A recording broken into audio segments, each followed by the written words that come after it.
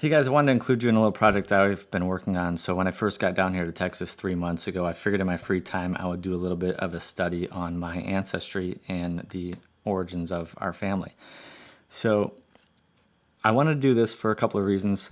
One is to find out the origins of direct ancestors with the nationality migration focus as opposed to other things that you could focus on.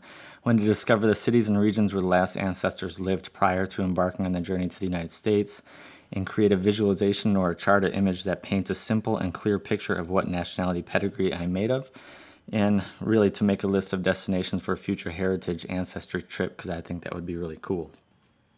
So the first thing I did is sign up for Ancestry.com, where I would put in all the people that I know, and then if you've ever used this site, it's really great at giving you hints for who the next line is, so you see the parents' generation, grandparents, great-grandparents, etc. And so some of the lines I was able to go all the way back into the 10th generation, and at this point you can see we are going all the way back to 1710 in France. Whereas some of the other lines, like the Beaky line, we knew he was born in Zala, Hungary, but after that, like, there's nothing on his parents. We can assume that both of the parents are from Zala, Hungary as well, because that whole lineage is. But so some of them I reached a dead end right after the third or fourth generation. Some of them was able to go significantly farther. But this view that it shows you still doesn't give you an overall picture of what the nationality of our ancestors look like. So I was looking for something a little bit different. So what I did is I started to plug in all the information that I found on Ancestry.com and I started to separate by locations. So, and as you can tell, this turned into a quite a robust spreadsheet of all the ancestors. I think the total amount there are 526 individual people, and that goes back to up to 10 generations at the most. But like I said, some tree lines end after the third generation because there's just no record that could be found. So I tried to create my own family tree through Excel for the paternal line and the maternal line, but as you can see, this is just 7 generations and it's all split and confusing and doesn't create a good general picture of what the nationalities are. Also, I wasn't sure how many generations to go back. Some lines I could find 10 generations, some lines only 2 or 3. When you look it up online, you can actually find out that there's less than 1% of DNA that you share with your 8th generation of ancestors, okay? Because of the way that your DNA is acquired, 50% from your parents, 25%, and then it halves each generation. So by the time you get to the 8th generation, it's less than 1%. So a good site that has a good example of this using these family tree fans where you have the 2 individuals, your parents and then grandparents, and then each generation obviously it doubles. You can tell when it gets back to the 7th and 8th and 9th generation, it's more white space than red or blue, showing that you're more related to strangers than you are of individual people in your ancestry line. So I decided that 8th generation, which would be the furthest that I would go back, because starting with the 9th generation and on, you were really not related to those people in the sense that I would consider to be accurate. I ended up getting a program called My Family Tree, where I could actually put all the information from Ancestry.com and create family trees with it. This one is a nice family tree, and it contains all the information, but once again, it's so small and it's so fragmented. It really is hard to get an idea of using it for the purpose that I wanted it to. So they also have the tree fan option, which actually was exactly what I was looking for, because then I could take each of these blocks and change the color based on the nationality of that individual person. So each one of these is obviously a ancestor, and the lines go back and back. So it's 256, I think, in this 8th generation of people. And so when I did that, I first printed it out so that would make it easier, where I actually could go through and separate by country and separate by person, and then write each individual ancestor and where they're from. So I could then put it into a file, and voila, here you have what I was looking for, which is the complete picture of the Affholter-Wilson ancestry by nationality. So each one of these countries is the designates the birthplace of that family member, where the blue is United States and or the pre-United States original 13 colonies, which we'll get into later. And then these other colors are the other countries. So this is the whole picture of me, and then here in the black would be all of us children have the same pedigree relatively. So we're here, and then you can go back and see what percentage of which nationality we are. So we're looking at here the eight generations of lineage. And if you break it down by time frame, it's like this, where the second generation is our parents, 1940 on, 1910 and 1990, 1880, starting at 1830, 1800, 1760, and then 1730 to 1840, meaning some of these individuals were born as early as 1730, and other lines were born as late as 1839 or whatever, based on the age that they were when they were born, and then had their children and continued this lineage on. So what we're going to do is just look at the origin. So I just broke apart the 8th generation. So this is the 8th generation, which once again spans from 1730 to 1840, separated by nationality. So each one of these bars is an individual that we are related to. And as you can see, there's quite a bit of locations. There's actually 17 different locations. And we're going to break them down one at a time just so you can see the exact makeup of where we are from. So the first one you have here is Alsace, France. So Alsace, France, we're from Sopelahat. Alsace, France is here. It's right on the border of Germany and France, and it's actually a very interesting place to learn about. It's a beautiful place, as you can see. It's kind of like a prototypical Bavarian village, even though it's in France. And I would highly recommend reading up about Alsace-Lorraine if you don't know, because it's obviously a disputed part of France and Germany that went back and forth between France and Germany many times between, 1840 and 1918. And then after World War I, I believe, it was given back to France, and it has stayed France ever since. But that's why it is made up of nationals of both France and Germany, and they speak German, I believe, but they're also taught French in school. So it's an interesting place that is both France and Germany. It did make me aware that our namesake, the Affolters, are actually from Alsace here in France and not Germany, which is one of the surprises that I learned. One other note, there's a lot of Affolters. There's a town in Switzerland called Affoltern. There's a lot of Swiss Germans. There's Affolters from Germany and Affolters from France. So I always thought we were from the Affolters in Germany and or the Swiss Germans, but it turns out if you follow the lineage back, you get the truth, and we are actually from Alsace, France.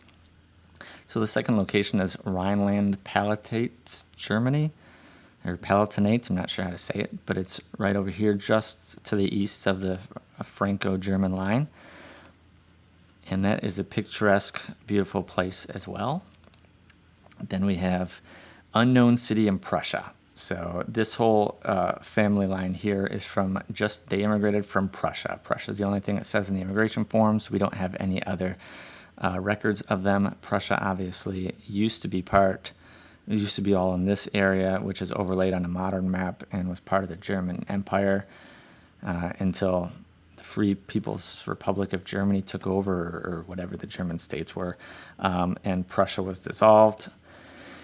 And then the next area is Baden-Württemberg, Germany, which is not too far from the other location, which is a little north of Stuttgart, and that is also a very picturesque, nice town in Germany.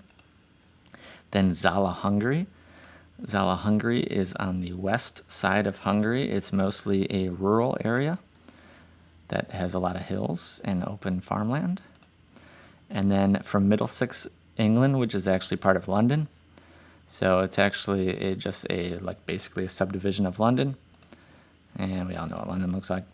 And then Ontario, Canada, which is actually, this is the part, Ontario is big, obviously, but they're from Owen Sound, Ontario, so that's where they migrated here, and this is where they're actually from. And then Yorkshire, England, which is actually up in the northeast of Manchester, and another very picturesque place that looks like it's a nice place to visit. And that's it for the Affholter side. So that's where all of the Affholters are descended from. Now we go to the Wilsons here for a little bit different kind of mix. We have the namesake Wilson, comes from William Wilson in Antrim, Ireland. I actually spelled it wrong there. It's just Antrim. And that's in Northern Ireland. It's Ocean View, hilly city. And then we'll get to the colonies later. So there's Baden, Germany, which I believe is the same as the Baden-Württemberg. I believe it's from the same location. I'm not sure which city. And then we have Bern, Switzerland, which is a gorgeous city. And then we have Hesse, Germany, Hesse, maybe. And that's a little bit west of Frankfurt, a little bit more inland from the Franco-German border than the other locations were. But another nice, gorgeous city. And then Bayern, Germany, which is the more centrally located and is the typical Bavarian city. And then Trento, Italy, which I will discuss a little bit more later, but currently it's part of Italy. It's in this northeast region, right in between Switzerland, Austria, and northern Italy. It's, of course, sorry for the resolution there. And then Tyrol, Austria, which is in pretty much the exact same location as Trento. We'll get to that in a minute, but it's another gorgeous location. And then Nord-Pas-de-Calais, France, which is way up on the northern tip, right across from the English Channel, which is another gorgeous city. So, to recap, once again, here's the namesakes. So, Tybod Affholter with a D. It changed later in the lineage. Born 1733 and died 1767 in France, in Alsace. That's him here. And then here we have William Wilson, born 1752, died 1824 in the United States in Sandusky, Ohio. So he was the actual migration point for the Wilsons, but he was born in Antrim, Northern Ireland. And so here we have broken apart by nationality. So here's your total mix of your pedigree from your origin. So France, 13%. We have French on both sides. Germany, 30%. German on both sides. Hungarian 13% on the Affholter side. England 11% on the Affholter side. Canadian 4% on the Affholter side. Ireland 1% on the Wilson side. Switzerland 3% on the Wilson side. Italian 13% on the Wilson side. Austrian 6% on the Wilson side. However, this part of, if you look it up, which is another interesting thing to learn about this area, is the Tyrol, South Tyrol, Trentino, Euro region. So both Trentino, Italy, and Tyrol, Austria, which is designated as Italy and Austria when our ancestors migrated, is now this autonomous region that encompasses both. Tyrol is now part of Austria, and both of these southern area regions are part of Italy. But it's gone back and forth a few times, and it's kind of complicated. That's why you could make the argument that you should put it together, and it's actually 19% Italian and or Austrian. The only problem is if you do that with Italy and Austria, then Alsace also has passed hands between France and Germany, so you can kind of make the argument there. So we're going to not make it too complicated. The other region is one of the other big surprises I learned, is that we actually have lineage going back past the 8th generation that was in the New England colonies prior to the establishment of the United States of America. So this is back prior to 1740. They were about 15 people that were already in the United States. Obviously, they also came from somewhere, so we can keep going back and try to figure out where they immigrated from. But like I said, at that point, we're not even related to them once you get back to the 10th and 11th generation. So I stopped at 8. So here's the nationality breakup of the only Affholters. It's German, 37.5%, Hungarian, 25%, England, 17.2%, France 12.5%, and Canadian 7.8%.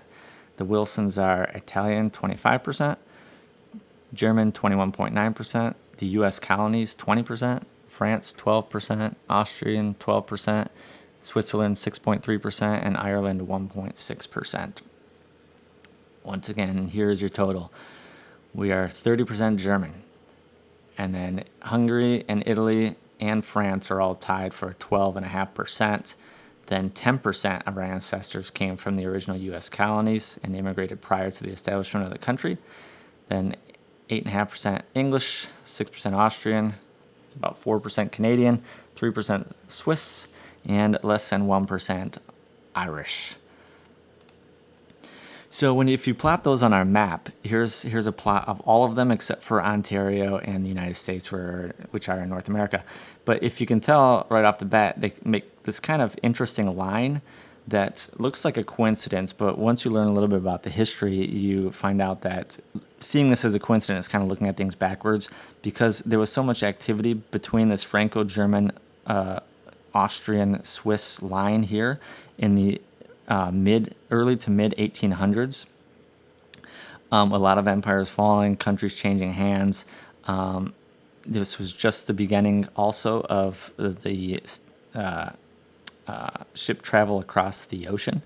It seems like it's a coincidence unless you look at the other way, where you see, okay, most people of German, Italian, Hungarian descent in the Midwest came from these areas because they were undergoing strife during that time that immigration to the United States became possible because of the advancements of ocean liners.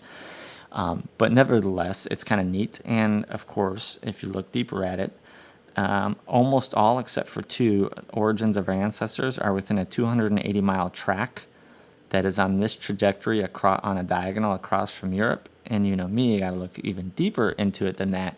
If you go to Google Earth and you recreate that track in a straight line that goes around the globe, where does it actually end up?